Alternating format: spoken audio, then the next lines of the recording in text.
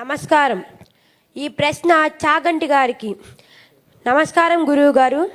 నా పేరు రాజా. నేను సివిఆర్ జిఎంసి హై స్కూల్లో 9వ తరగతి చదువుతున్నాను.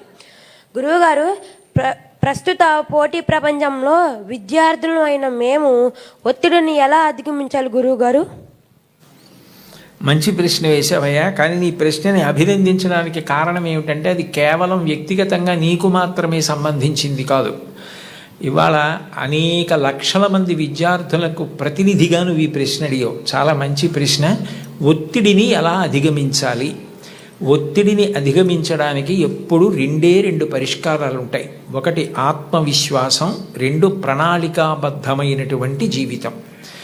ఆత్మవిశ్వాసము అంటే నువ్వు చదువుకున్న దాని మీద నువ్వు నమ్మకం పెంచుకోవాలి.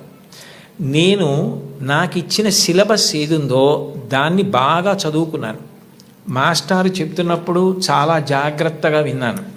నాకు ఏదైనా అర్థం కాకపోతే మాస్టర్ని అడిగాను. ఆయన నాకు ప్రేమగా చెప్పారు. ఇన్నాళ్ళు హోంవర్క్ చేశాను, ఇంత నోట్స్ రాశాను, ఇన్ని టెక్స్ట్ బుక్స్ చదివాను, నాకు చాలా విషయాలు తెలుసు. కాబట్టి ఇప్పుడు అందులోంచే 10 ప్రశ్నలు ఇస్తారు, అది కాకుండా ఎక్కడి నుంచో ఇవ్వరు. కాబట్టి నేను తప్పకుండా వ్రాయగలను అని ముందు నీ మీద నువ్వు ఆత్మవిశ్వాసం పెంచుకుంటే నువ్వు చాలా హాయిగా ప్రశాంతంగా పరీక్షకి వెళ్ళగలుగుతావు.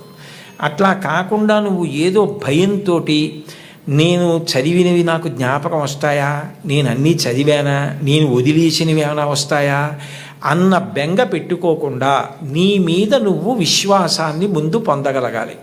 2, నువ్వు ఇవాళ పరీక్ష ఉంది అంటే నిన్న రాత్రి నుంచి చదివితే నువ్వు బెంగ పెట్టుకోవాలి, ఒత్తిడి పడాలి.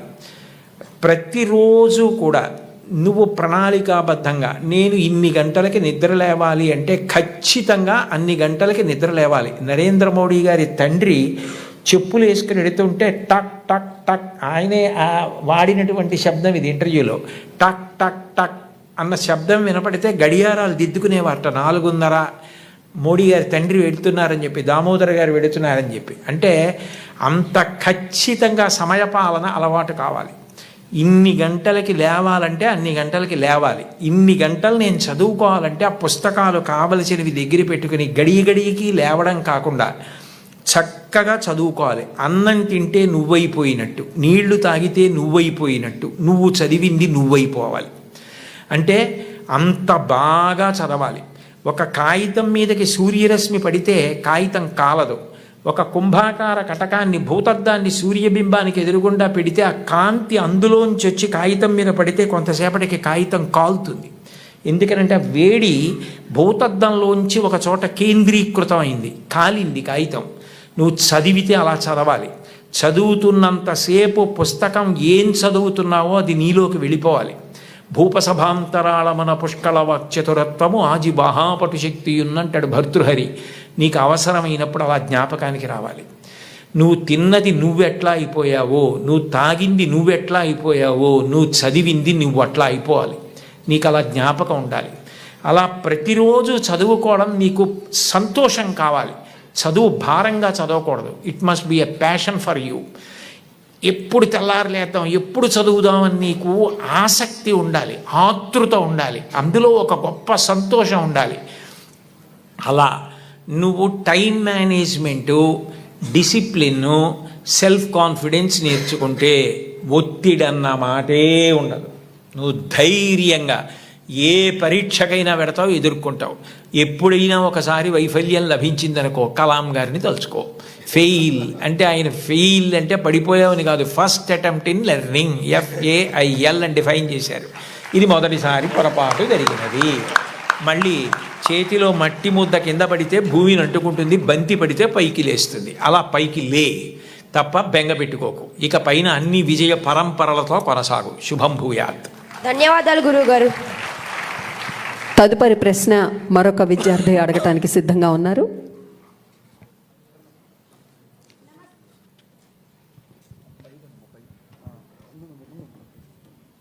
హలో, నమస్కారం గురువుగారు. నా పేరు నాగదుర్గారాణి. నేను KSRZP గర్ల్స్ హై స్కూల్లో 10వ తరగతి చదువుతున్నాను.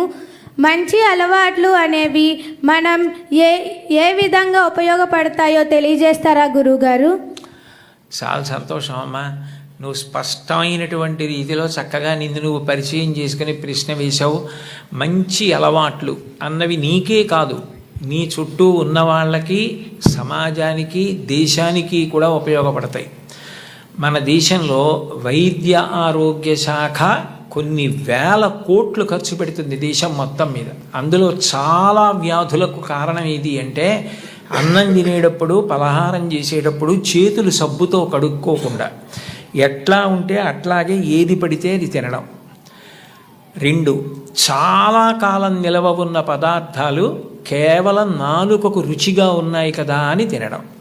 అట్లా కాకుండా మనం తిన్నది మనలోకి వెళ్ళి మన శరీరాన్ని నిర్మాణం చేస్తుంది అని దాని విలువ తెలుసుకున్నప్పుడు నువ్వు ఆరోగ్యంగా ఉండడం చాలా చాలా ముఖ్యం. శరీరమాద్యం ఖలు ధర్మ సాధనం. ఇది బాగుండకపోతే నువ్వేం చేయలేవు. దీనితో వ్యాయామం చేయడం, తినేటప్పుడు చేతులు కడుక్కోవడం, కాళ్ళు కడుక్కోవడం, స్నానం చేయడం శుభ్రంగా, నీ మేజోళ్ళు నువ్వే ఉతుక్కోవడం అలవాటు చేసుకున్నావు అనుకో, నీకు వేళ్ళకి వ్యాయామం ఉంటుంది. 2, మాసిపోతే ఎంత కష్టమో మీ అమ్మగారికి అవి ఉతకడం నీకు అర్థం అవుతుంది. రాజగోపాలాచారి గారు ఇంకా చనిపోవడానికి నెలలాళ్ల ముందు వరకు తన జేబు రుమాలు తాను ఉతుక్కునేవారు, ఎందుకంటే చేతులకు పట్టు ఉంటుందని. నీ బట్టలు నువ్వు ఉతుక్కోవడం ఇటువంటివి నేర్చుకున్నావు అనుకో, అవి మంచి అలవాట్లు. దానివల్ల నీకే కాదు, నీకు జ్వరం వచ్చిందనుకో, అమ్మ దేవుడి దయవల్ల నీకు రాకూడదు కానీ వచ్చిందనుకో, వస్తే మీ నాన్నగారు సెలవు పెట్టి నిన్ను వైద్యుడి దగ్గరికి తీసుకెళ్ళాలి. మీ అమ్మగారు పనులన్నీ మానుకుని నీ దగ్గర కూర్చోవాలి. నువ్వు ఆరోగ్యంగా ఉంటే నీకే కాదు, సమాజానికి, ప్రభుత్వానికి, వైద్యశాలకి అందరికీ ఉపకారం చేసిన దానివి అవుతావు. నువ్వు చేతులు శుభ్రంగా కడుక్కుంటే చాలు, వ్యాయామం చేస్తే చాలు, కాసేపు పరిగెడితే చాలు, అవుట్ నాట్ అవుట్ అని గట్టిగా అరిస్తే చాలు, 2 గంటలు మాట్లాడినా, భవిష్యత్తులో ఎప్పుడైనా నువ్వు ప్రసంగాలు చేయవలసి వచ్చినా, సమావేశాలు నిర్వహించవలసి వచ్చినా గుక్కెడు నీళ్లు తాగకుండా నిర్వహిస్తావు. ఆ శక్తి నీ కండరాలకు వస్తుంది. అటువంటివి నేర్చుకో. ఇక నువ్వు జీవితంలో శాంతి పొందడానికి ఎప్పుడూ కష్టమే పడితే, మాకు ఎప్పుడూ చదువు ఎప్పుడూ కష్టమే అంటే మరి మాకు సంతోషం ఎప్పుడండి అంటావేమో. మంచి హాబీస్ నేర్చుకో. మంచి హాబీస్ అంటే అవి చదువులో అంతర్భాగం కాదు, కానీ దాని ద్వారా నువ్వు శాంతిని పొందవచ్చు. ఒక్కొక్కసారి నీ హాబీ నువ్వు చదువుకున్న దానికన్నా గుర్తింపు ఎక్కువిస్తుంది. శ్రీపాద పినాకపాణి గారిని కర్నూలులో మెడికల్ కాలేజీ ప్రిన్సిపాల్ చేశారు.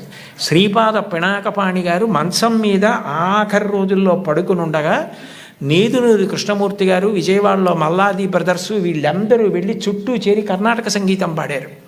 ఆయన బై ప్రొఫెషన్ డాక్టర్, కానీ కర్ణాటక సంగీతానికి అంత పెద్ద పేరు తెచ్చారు. ఇవాళ శ్రీపాద పినాకపాణి గారు అంటే సంగీతం నేర్చుకునే వాళ్ళందరూ 2 చేతులు ఎత్తి నమస్కారం చేస్తారు. ఒక డాక్టరు హాబీ సంగీతం నేర్చుకుని అంత గొప్పవారయ్యారు. నువ్వు చక్కగా 4 కీర్తనలు పాడడం నేర్చుకున్నావు అనుకో, నీకు ఎప్పుడైనా విసుగ్గా ఉన్నప్పుడు నువ్వే ఓ కీర్తన పాడుకుంటే ఎంత సంతోషిస్తావు. మా ఊరంటే కాకినాడ, అక్కడ డాక్టర్ జగదీశ్వరి గారు ఉన్నారు. ఆవిడ పురుళ్ళు పోయడంలో నిష్ణాతురాలు, అన్ని ఆపరేషన్లు చేసేవారు. ఆవిడ ఆపరేషన్కి మధ్యలో రిలాక్స్ అవ్వలసి వస్తే తంబూరా పట్టుకుని వాయిస్తూ కీర్తన పాడుకుని వైద్యం చేస్తారు. ఇప్పటికీ మహాప్రఖ్యాతి ఆవిడ, మహావృద్ధురాలైపోయారు. ట్రిప్లెట్స్కి, ట్విన్స్కి దాని మీద మెడికల్ కాలేజెస్లో ప్రసంగాలు చేస్తారు. అది నీకు సొలేస్ ఇస్తుంది, నీకు రిలీఫ్ ఇస్తుంది. You become a reversible turbine. ఎంత అలసట నీకు తెలియకుండా పోతుంది. అబ్దుల్ కలాం గారు రాష్ట్రపతి భవన్లో వీణ వాయించేవారు, నీకు తెలుసా? ఆయన ఫొటోస్ ఉన్నాయి ఇప్పటికీ. ఆ వీణ వాయించడంలో రిలాక్స్ అవుతారు. నాకు కలాం గారు అంటే చాలా ఇష్టం, లింకన్ గారు అంటే చాలా ఇష్టం, విన్స్టన్ చర్చిల్ అంటే నాకు చాలా ఇష్టం. చాలామంది చాగంటి కోటేశ్వరరావు అంటే ఛాందసుడు అనుకుంటారు. కాదు, కోటేశ్వరరావుకి ఇంకో కోణం ఉందని తెలియదు. కాబట్టి ఓ టెన్నిస్ ఆడు, కాసేపు పరిగెత్తు, కాసేపు ఖోఖో ఆడు, బొమ్మలు గీయడం నేర్చుకో. నీలో ఉన్న ఇన్స్టింక్ట్ నీకు తెలుస్తుంది. నీకు ఏది ఇష్టమని అనిపిస్తోందో అది చేయడం ప్రారంభం చెయ్యి. నువ్వు విశ్రాంతి పొందుతావు, పేరు వస్తుంది, ప్రఖ్యాతి వస్తుంది. ఓ భాగవతం చదువు, ఓ రామాయణం చదువు, వాటి గురించి మంచి మంచి పుస్తకాలు చదువు, వాటి గురించి పిల్లలతో మాట్లాడు, అట్లాంటి హాబీస్ ఇన్కల్కేట్ చేసుకో. నీకు ఉపయోగం, నీ చుట్టూ ఉన్న పిల్లలు కూడా నీ వల్ల ఇన్ఫ్లుయెన్స్ అయ్యి అలా చేయడం నేర్చుకుంటారు. ఏమ్మా? శుభం భూయాలు.